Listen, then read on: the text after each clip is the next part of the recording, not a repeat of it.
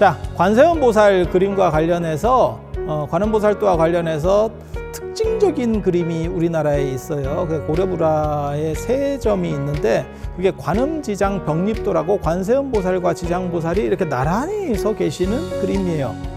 그리고 이게 조선 초기에도 하나가 더 있습니다. 그래서 총 4점이나 있고 동시대에 다른 데서는, 그러니까 일본이나 중국에서는 이런 그림이 존재하지 않아요.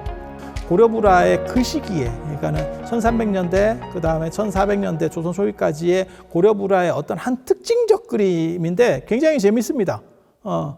왜냐하면 보통 동아시아에서는 존중하는 대상을 모실 때는 홀수로 모셔요. 그러니까 한 분을 모시거나 세 분을 모시거나 뭐 5분을 모시거나 7분을 모시거나 이렇게 하는데, 여기는 지금 2분이 이렇게 딱 나란히 서 있는, 그리고 양쪽이 뭐 어떻게 보면 대등 관계라는 걸 딱 알 수 있죠.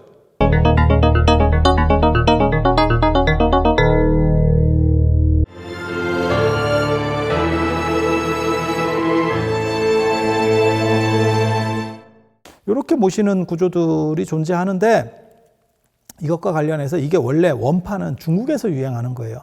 양나라 때, 그러니까 양무제 때 장승효라고 하는 분이 선적사라고 하는 데서 그림을 그려요. 그 선적사에다가 벽에다가 이렇게 지장보살은 앉아 있었고 관세음보살은 어떻게 그렸는지 모르겠어요. 2분을 그렸다는 거예요. 2분을 그렸는데 거기다가 기도를 하면 빛이 난대, 방광을 한대. 소원 성취만 이루어지는 게 아니고 방광을 한대. 예전에는 벽화에서 일어나는 일들이 생각보다 많습니다. 그게 왜 그러냐면 신분이 떨어지면 법당 안으로 못 들어가요. 그러니까 우리가 생각할 때는 당연히 뭐 법당 안에까지 다 들어가는 거 아닙니까? 그건 네 생각이고, 고려시대 때까지 일반인은 당연히 못 들어갔고 귀족 여성들도 법당 안에 못 들어갔습니다. 법당 안에 못 들어갔습니다. 그래서 신돈이 귀족 여성들을 법당 안으로 들여보내줘요. 그래서 신돈을 귀족 여성들이 굉장히 좋아하고 문수보살의 화신이다 이렇게 극찬을 했다라고 하는 대목들이 고려사나 고려사 저료에 나옵니다. 그래서 여성들은 못 들어갔다라고 생각을 하시면 되고, 일반 신분이 떨어지는 사람은 당연히 못 들어가요. 물론 하급 사찰에는 들어갔을 거예요. 하급 사찰, 제가 조만한 사찰들, 거기는 그런 걸로 먹고 살아야 되니까. 근데 조선이 되면서 숭유역불이 되니까 못 들어오는 게 어디 있어요. 일단 아무라도 들어와서 경제적으로 뭐가 좀 되도록 해야 될 거 아니에요. 그러다 보니까 수미단을 만들어서 블럭을 만들어 버리는 거고, 더 이상 진입할 수 없게. 예전에는 수미단이 없었습니다. 임진왜란 병자호란 끝나고 나서 지금 수미단이 만들어지는 거고, 그래서 못 들어가게 딱 경계를 나누게 되는 거고, 예전에는 안 들어왔으니까 아예 경계를 나눌 필요가 없는 거예요. 아예 못 들어가니까. 거기는 특수한 사람들만 딱 들어가는 데니까. 그리고 아시는지 모르겠는데 절 안에서도 큰 스님이 들어가는 법당이 있고 작은 스님이 들어가는 법당이 있어요. 모든 스님이 모든 법당에 다 들어갔다고 생각하면 안 돼요. 그리고 일본 같은 데는 지금도 그렇다 보니까 뭐가 있냐면 어느 때 아니면 특정한 날 아니면 공개하지 않는 불상들이 있는 거죠. 안 그러면 어떤 정각은 아예 안 열어줘요. 가면 그냥 계속 잠겨 있어요. 그게 어떻게 보면 예전 방식이라고 보시면 돼요. 근데 우리는 조선이라고 하는 숭유억불기를 거치면서 그런 것들이 다 사라지게 되는 거죠. 형편이 어려워지니까. 그래서 벽화 얘기가 많이 나오는 거는 법당 안에 못 들어갔다는 거를 전제하고 있는 거예요. 그래서 밖에서 기도하는 사람들이 있다 보니까 벽화 보고 기도하고 이런 일들이 일어나는 겁니다. 법당 외벽에. 그래서 거기서 보고 기도를 하니까 빛이 나고, 그래서 지장보살을 뭐 방광보살이라고 불렀다더라.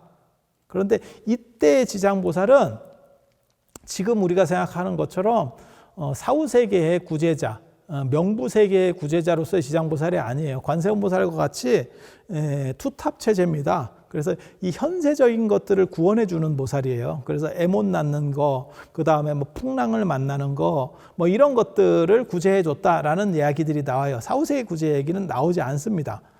그런데 나중에 이제 당나라 초기가 되면서 600년대 말 700년대 초에 이제 지장보살이 사후세계 쪽으로다가 더 많이 접근을 하면서 캐릭터가 관세음보살은 현세적인 거, 사후세계적인 거는 지장보살, 이렇게 딱 나뉘어졌어요. 그래서 고려시대 때 이 2분을 한꺼번에 내가 친하고 모실 수만 있으면 살았을 때는 관세음 보살이 나를 보호해주고 돌아가시면 죽었을 때는 지장보살이 보호해주고 이러면 얼마나 좋지 않겠느냐 해서 나오는 게 이 관음지장 병립도예요. 그래서 왜 서 있느냐 이분들은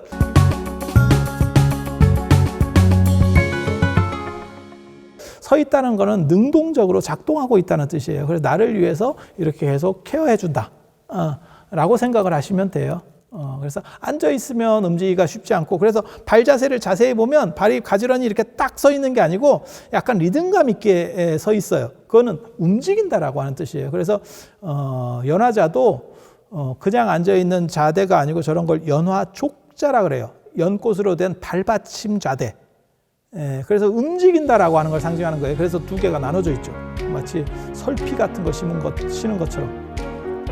그래서 두 분을 모시면 3과 4, 5 세계를 전부 다 보장받을 수 있다라고 하는 이건 특수한 부라. 요 관음지장 병립도 중에서 가장 중요한 거는 서복사 구장 도상이고 왜 구장이라고 얘기하냐면 원래는 서복사에 모셔져 있었는데 지금은 어디 있는지 잘 몰라요. 그래서 소장하면 거기에 있는 걸 소장이라고 하고 구장이면 옛날에 거기 있었었어. 지금은 어디 있는데 몰라. 그래서 그냥 구장이라고 하는 거예요. 그래서 서복사 구장, 사이국구지 구장본이 가장 어떻게 보면 백미고 부처님에 대한 이러한 포교 영상에 구독과 좋아요를 눌러주시는 것도 업장을 소멸하는 하나의 방법이 될 수도 있다는 생각을 제가 잠깐 해보는데 이거야말로 뇌피셜입니다.